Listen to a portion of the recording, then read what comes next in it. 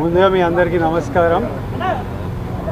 First of all press మీరంతా రాసేవాళ్ళ print media electronic print ముందుగా మీ అందరిని ఒకటి అడుగుతా, అది నా గురించి మీరు చేయాలి.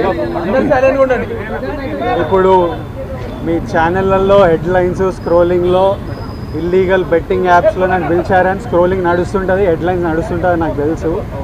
కానీ ఫస్ట్ దాన్ని గేమింగ్ యాప్స్ క్లారిఫికేషన్ గురించి విజయ్ దేవరకొండని పిలిచారు అని ఫస్ట్ ఆ హెడ్లైన్ మీరు నా గురించి మార్చాలి.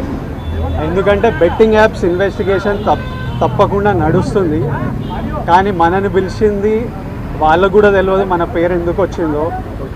బట్ మన పేరు వచ్చినందుకు వాళ్ళు వెరిఫికేషన్ చేసుకొని వాళ్ళు డెలిజెన్స్ తీసుకోవాలి. మనం చేసింది గేమింగ్ యాప్స్కి ఎండోర్స్మెంట్. గేమింగ్ యాప్కి బెట్టింగ్ యాప్కి అసలు సంబంధమే లేదు. గేమింగ్ యాప్స్ అనేటివి completely legal, recognized by the government, licensed as a business. వాళ్ళకి జిఎస్టీలు టీడీఎస్లు కంపెనీలు it's fully registered, recognised by supreme court and various state governments. అది గేమింగ్ యాప్. అటువంటిది A23. ఇప్పుడు క్విక్గా డౌట్ ఉన్న వాళ్ళకి క్విక్గా మీరు గూగుల్లోకి వెళ్ళి టాప్ గేమింగ్ యాప్స్ అని కొడితే కొన్ని వస్తాయి A23తో సహా. My11 Circle, Dream11, NPL, జుపీ ఇట్లాంటివి కొన్ని వస్తాయి.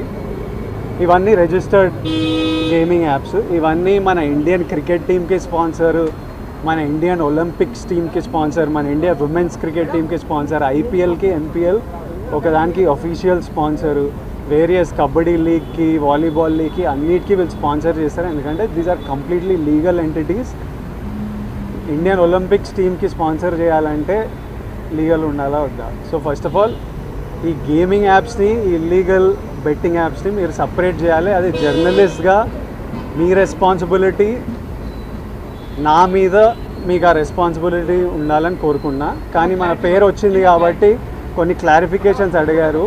ఆ clarification account details, transaction details ఏంటి ఆ కంపెనీ అవన్నీ పంపించేసినాము. ఇంతటితో సమాప్తం. Thank you.